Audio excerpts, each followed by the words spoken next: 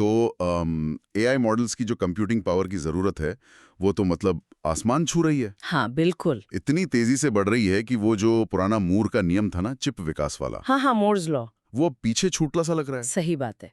सीधा सा हिसाब है। एआई की भूख बढ़ती जा रही है पर खाना कम बढ़ रहा है। तो सवाल यही है कि भाई ये जो कंप्यूटिंग की कमी हो रही है, इसे कौन पूरा कर रहा है और कैसे? बिल्कुल। और आज हम इसी पर थोड़ी गहराई से बात करेंगे। हमारे पास जो जानकारी आई है उसी के आधार पर देखेंगे कि अभी जो टेक्नोलॉजी है उसमें क्या दिक्कतें हैं और क्या नई चीजें आ रही हैं इस चुनौती से निपटने के लिए। चलिए शुरू करते हैं फिर। अभी तो एआई की दुनिया में जीपीयूज़ का ही राज है ना, ग्राफिक्स प्रोसेसिंग यूनिट्स। हाँ बिल्कुल। वो इसलिए क्योंकि ये पैरेलल प्रोसेसिंग मतलब एक साथ हजारों गणनाएं करने में कमाल के हैं। डीप लर्निंग के लिए ये बहुत जरूरी है। लेकिन इसमें दो बड़ी चुनौतियां हैं। अच्छा, क्या है वो? पहली तो है ऊर्जा की खपत। मतलब ये बिजली बहुत ज्यादा खाते हैं। आप अंदाजा लगाइए, एक बड़े लैंग्वेज मॉडल एलएलएम को ट्रेन करने में शायद उतनी बिजली लग जाती है जितनी एक छोटे शहर को चलाने में लगती है। बाप रे, सच में ये तो बहुत ज्यादा है। हाँ, और दूसरी चुनौती है वो von Neumann bottleneck. Von Neumann bottleneck, वो क्या चीज़ है? देखिए, प्रोसेसर और मेमोरी चिप पर अलग-अलग होते हैं, तो डेटा को इनके बीच लगातार लाना ले जाना पड़ता है। अच्छा। इसमें बहुत समय और ऊर्जा दोनों बर्बाद होते हैं। सोचिए, जैसे हाईवे पर रश आवर का ट्रैफिक जाम। समझ गया। मतलब कंप्यूटेशन तेज है पर डेटा ही फंस जाता है आने जाने में। बिल्कुल। और ज्यादातर ऊर्जा इसी डेटा मूवमेंट में खर्च हो जाती है, असल गणना में नहीं। सीधा कहें तो बिजली बहुत ज्यादा और ऊपर से डेटा जाम। तो फिर इस ट्रैफिक जाम और बिजली के खपत का क्या हल निकल रहा है? जो बड़ी कंपनियां हैं, एनवीडिया, एएमडी, वो क्या कर रही हैं? हाँ, तो वो अपने जीपीयूज को बेहतर बना रही हैं लगातार। एनवीडिया का नया आया है ग्रेस ब्लैकविल GB200 सुपर चिप। अच्छा, GB200। हाँ, वो अब मिलने भी लगा है। बताते हैं कि पिछले वाले H100 के मुकाबले मशीन लर्निंग में करीब 2.6 गुना तेज है। इसमें वो जीपीयू और सीपीयू को बहुत तेज कनेक्शन जैसे NVLink C2C से जोड़ रहे हैं ताकि मेमोरी वाली रुकावट कम हो। और एएमडी, वो पीछे तो नहीं है? नहीं, AMD ने भी अभी अपना इंस्टिंक्ट MI350 सीरीज का एक्सेलरेटर पेश किया है। उनका दावा है कि ये पिछली पीढ़ी से 4 गुना ज्यादा कंप्यूटिंग पावर देगा और उनका जो सॉफ्टवेयर है ROCm 7.0 वो इन्फेरेंस स्पीड मतलब मॉडल चलाने की स्पीड को 4 गुना तक बढ़ा रहा है। मुकाबला कड़ा है। हाँ, पर यहाँ एक और बात ध्यान रखने वाली है। एनवीडिया का जो कूडा सॉफ्टवेयर इकोसिस्टम है ना, हाँ, कूडा, वो तो बहुत पॉपुलर है। वो बहुत मजबूत है, बहुत सालों से है। डेवलपर्स उसी के आदी हैं। तो AMD के रॉकम या इंटेल के वानी PI जैसे जो ओपन प्लेटफॉर्म्स हैं, उनके लिए ये एक बड़ी चुनौती है। सिर्फ हार्डवेयर अच्छा होने से बात नहीं बनती। सही कहा। मतलब हार्डवेयर की रेस के साथ साथ सॉफ्टवेयर की भी जंग है। अच्छा, इनके अलावा भी कोई है मैदान में, कुछ अलग तरह के चिप्स? हाँ हाँ बिल्कुल।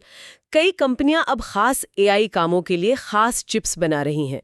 इनको ASICs कहते हैं, application specific integrated circuit. A6। जैसे इंटेल का गॉडी 3 एक्सेलरेटर, वो अब डेल की AI फैक्ट्री के जरिए मिल रहा है। उनका जोर है कीमत और परफॉर्मेंस का सही बैलेंस बनाने पर, और साथ ही वो ओपन सॉफ्टवेयर को भी बढ़ावा दे रहे हैं। अच्छा, मतलब सस्ता, तेज और खुला सिस्टम। हाँ, कुछ वैसा ही। हालांकि इंटेल के लिए सप्लाई चेन का एक रिस्क हो सकता है, ये भी सुनने में आया है। और कोई है इस रेस में? एक और नाम जो आजकल काफी चर्चा में है वो है ग्रोक।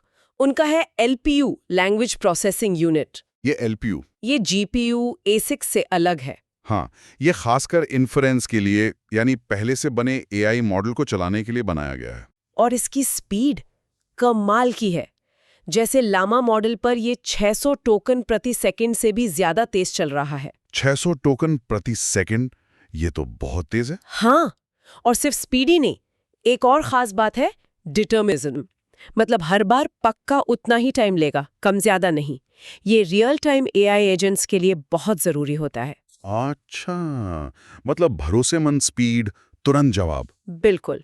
तो ऐसा लग रहा है कि भविष्य में शायद एक ही तरह का चिप नहीं होगा, बल्कि अलग-अलग काम के लिए अलग-अलग चिप्स होंगे। हाँ, और उससे भी आगे की चीजें आ रही हैं। फोटोनिक कंप्यूटिंग के बारे में सुना है? Photonic computing? प्रकाश से जुड़ा कुछ? हाँ बिल्कुल।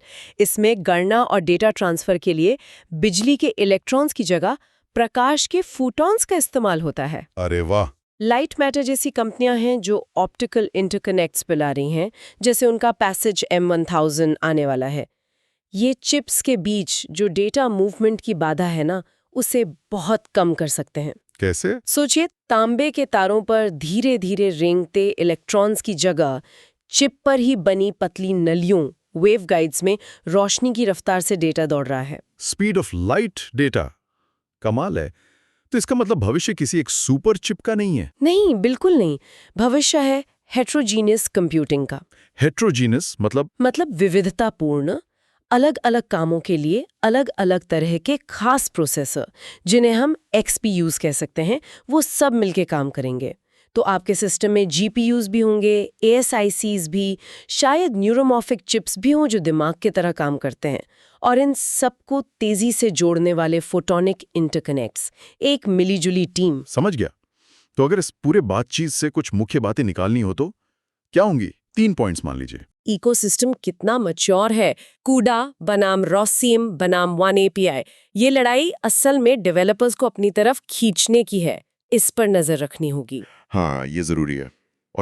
और तीसरा, हमें सिर्फ ये नहीं देखना कि चिप चलते वक्त कितनी बिजली ले रहा है, बल्कि उसके पूरे जीवन चक्र में, मतलब बनने से लेकर इस्तेमाल होने और फिर खत्म होने तक कुल कितनी ऊर्जा लग रही है, जिसे एम्बॉडीड एनर्जी कहते हैं, उसे भी गिनना जरूरी है। हाँ, ये बहुत अहम नुक्ता है और शायद सबसे बड़ा चैलेंज और मौका इसी में है कि इन अलग-अलग तरह के प्रोसेसर्स को एक साथ कुशलता से काम करवाने वाले सॉफ्टवेयर और इंटरकनेक्ट्स कैसे बनाए जाएं। बिल्कुल। और जाते जाते श्रोताओं के लिए एक सवाल छोड़ जाते हैं सोचने को।